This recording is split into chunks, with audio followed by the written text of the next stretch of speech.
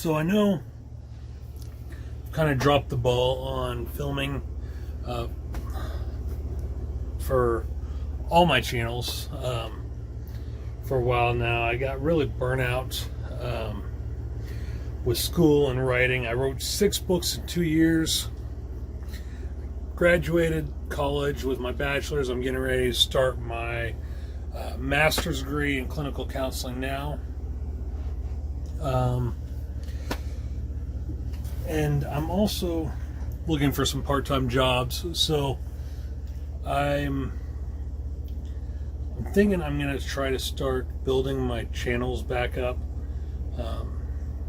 just in case I can't find anything right now, because a lot of stuff that I'm looking for requires a master's degree, and I don't have that degree yet. So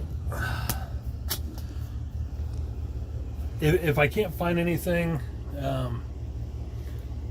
in the area that I'm looking for, I'm just going to try building my channels back up and everything. So far, here lately, I've been doing a lot on TikTok. I'll leave my handle in the comments below, or in the description below. Tomorrow, I've got to register for my classes. I've only got 2 classes I got to register for this year, or for this semester, which is, I think they said 6 weeks. Sorry about that, it hit the button. But next spring I begin my clinicals, which means I'll start seeing patients, clients, as a counselor, intern, stuff like that. But I'm trying to decide how many videos I want to post each week. I'm thinking maybe 1 video per channel each week, because the editing takes a lot. I don't think I'm going to edit down too much on this channel, because like the title of the channel is, the name of the channel is My Life, My Way. And, you know, I've revealed to you guys that I am on the autism spectrum, which is why I talk the way I do. So I may limit the amount that I edit on this channel, give you guys it all raw, uncut. But I realized that there have been some things going on that I haven't talked to you guys about. So back in May, we went to the Indianapolis 500, and on our way, we got into Carmel, Indiana, on the 31 ramp coming in, and our car, we bought a used Nissan Pathfinder that we named Liam Nissan, you know. It completely died. The power completely died on it, on the ramp, and we managed to get off onto the shoulder. But the week before we left, we took it to Neil Tire because we had been experiencing some power problems. Like every once in a while I'd come out and the battery would be dead and stuff like that. So I told them to check the alternator. Make sure you check the alternator. Well, we got it back. They said it was just the battery needed replaced. It ran good for the rest of the week. Got us all the way to Carmel, and then complete power drainage. Power died. And had it taken to a shop there, and with it being Memorial Day weekend, we had to stay an extra day because the shop was going to be closed on Monday, and we got there Saturday morning. No, Friday. I want to say Friday morning. Yeah, Friday morning is when we got there. And they were closed. I want to say, because we got into Carmel at after closing, I think. I can't remember. But we had to wait until Tuesday. Well, we called them up and told them what was going on. They checked it, said it was the alternator. I was like, son of a bitch, we just took it to Neil Tire. They said there's nothing wrong with the alternator. Well, the alternator needed replaced, and that cost around $2,000 because Nissan likes to bury everything. You know, if it had been where the alternators usually are, easily accessible, there's no way it would have been that much. But because Nissan likes to bury everything, $2,000. So it took us about a month to be able to go back and pick it up and pay for it, because we were not we spent $2,000 just on the Indy 500 and our hotel and the extra day and having to take Ubers and taxis and stuff. So we wiped out our savings. So we had to wait another month before, which my friend Josh came and picked us up Tuesday afternoon and brought us back home, which was a 3-hour trip for us, just one way. So a month later, we managed to get the money up. We went, picked up the vehicle, drove back home, did fine, did great. It's done great. I've had to jump it once since then. I'm not sure what happened with that, but I don't know. And it didn't take long at all to jump it. But about a week after we got back, a bunch of tornadoes touched down all around us and completely demolished our yard. I'll show you some pictures here at the end of what our yard looked like. And the pool we had just built exactly a year and 4 days to the day, was completely destroyed. Let's see, it might be a little bit too bright out there. I'll show you here in a little bit. There we go. No. There we go. Not sure if you guys are going to be able to see that or not. Oh, well, I'll show you here in a little bit. Completely destroyed. So, and yeah, it's still standing right now because we need to get a dumpster, and with all the expenses we've got going on right now and had to deal with, we just don't have the money to get a dumpster. Our homeowner's insurance emailed my wife, said because of the age of our water heater that it either gets replaced by the end of October or they're dropping us. So that's another expense we've got to dish out. So yeah, things aren't really looking that good right now, but it's just this year, man. This year is just been hell. About a month ago, we lost our dog. Our Dalmatian Crypto passed away. He was old. He was a little over 13 years old, 14, something like that. No, 13 years, a little over 13 years old, almost 14. And he hadn't been doing well for a while. He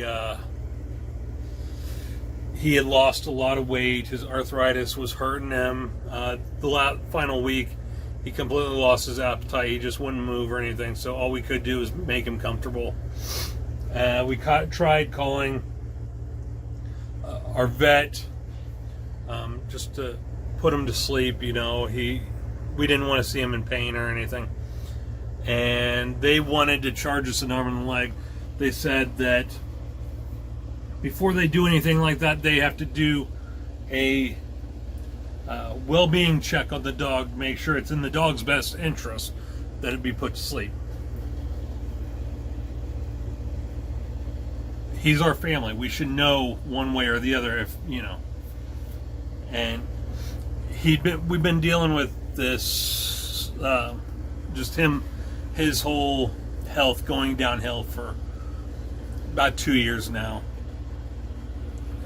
I mean, he had already died once while he was a pup, about a year or so after we got him. My wife, when we lived in the apartment, had taken him over into an empty lot, walked him around so he could do his business, and there was broken glass there that she didn't see, and he cut an artery in his leg and bled out. And we got him to the vet in time, but they said he actually died on the table, and they managed to resuscitate him. Another time, he almost died from kidney stones, because in Dalmatians, kidney stones are a really big deal. So he almost died then. But the weekend that he passed, I knew it was getting close. We spent as much time as we could with him.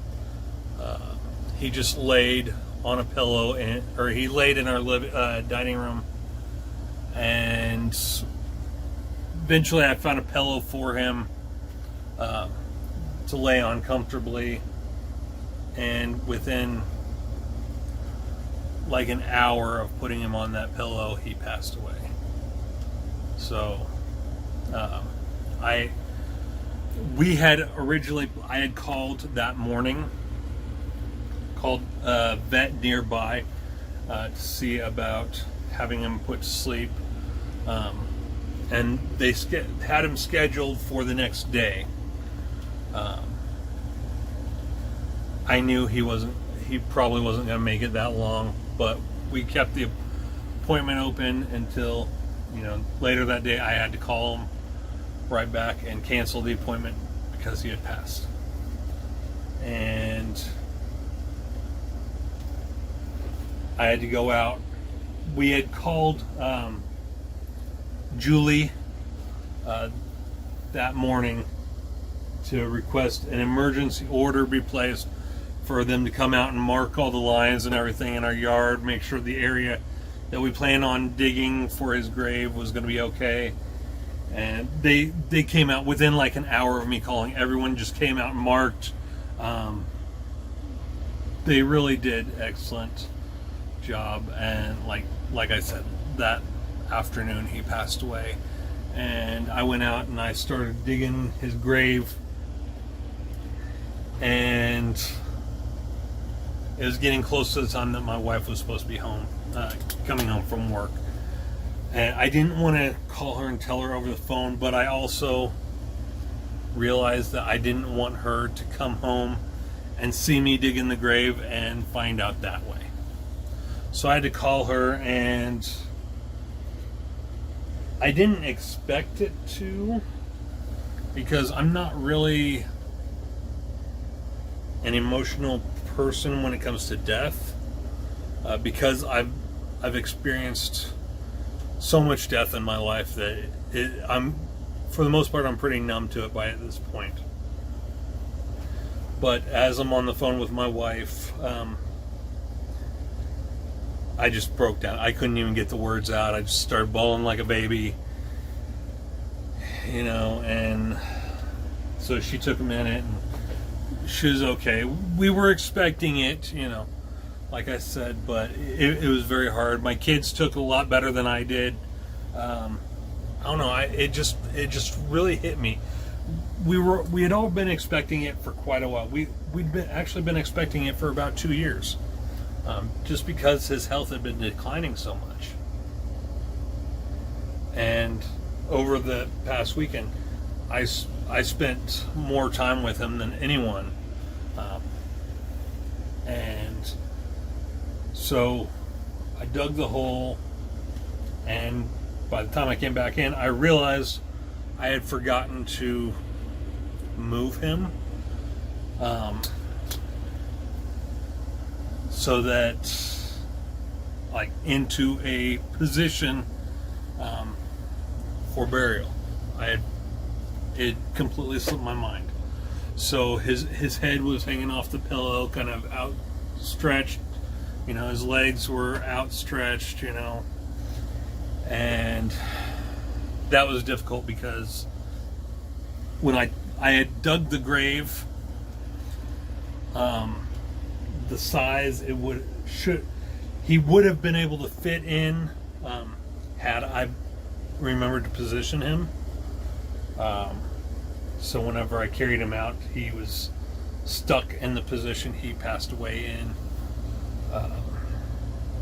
So I had to kind of very gently force movement when I buried him, and that was hard. And after we had held like a little funeral for him, a friend of mine made a plaque for him. I had asked him that weekend, like the day before, if he could make something for crypto.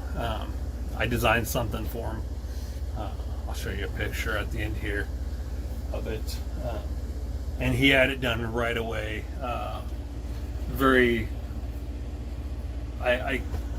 I couldn't have asked for better friends, and he didn't charge me anything for it. It is a gift, and it was very hard. Even after we buried him, I found myself just breaking down, just out of nowhere, crying. And I wasn't close with him with crypto when he was alive. I loved him. He was my dog. But because of my autism,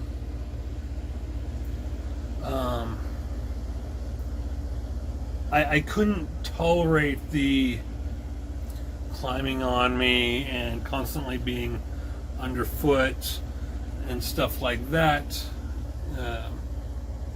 and the licking and stuff. And so I just kind of kept my distance from him. My kids loved him to death. My kids spent a lot of time with him. My son, I was surprised he took it so well because that was his dog. That was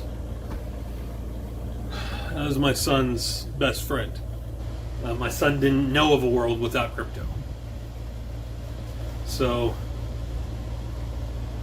it was hard. Very unexpected for me. Everyone else took it very well. My wife broke down before crypto passed away because she knew he wasn't doing well, and so she broke down beforehand. My son, he kind of broke down a few times. The last time we had a scare and we didn't think he was going to make it, about 2 years ago, is when he broke down, and then he broke down again a little bit whenever we knew that this was going to be it. But after he passed away, they went in and, sorry, my nose is kind of running. They went in after, because I took a break. I came into my office and played a little bit of Red Dead Redemption 2, and then about half an hour later I went to go check on him, and he had passed.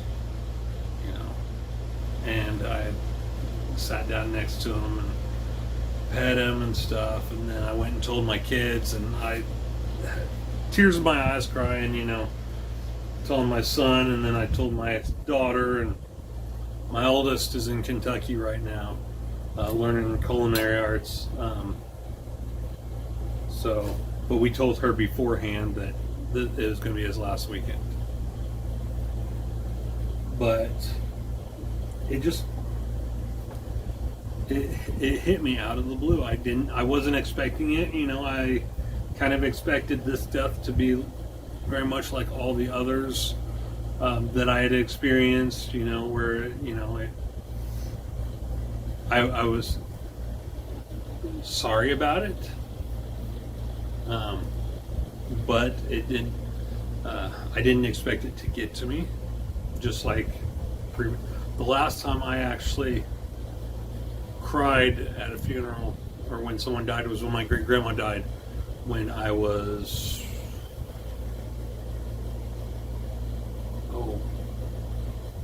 I was young. It was like 1993, and I'm 40 now, so I think I was around 10 years old, 9 or 10 years old. That was the last time I cried when someone died. So this one really affected me for some reason. I know people say that our pets become family members and everything, but even with family members who pass away, I have, other than my great grandma, I haven't cried or anything like that. But this one just, it really hit me. So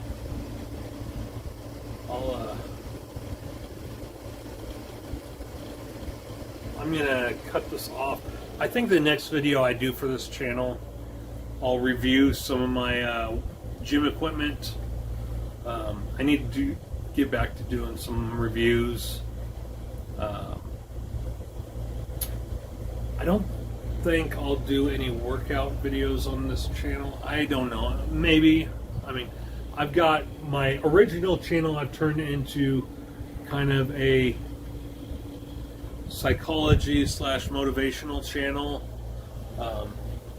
explaining different disorders, helping people with BPD, stuff like that, and using exercise to kind of show how you can improve your state of mind with exercise and stuff. So I don't know if I'll do any workout videos on this channel or not. I'll leave a link at the end to the other channel. I've got to find out some new material, new videos, new content to put on my Comageddon TV channel and my Psych Macabre channel, which is my true crime and paranormal channel.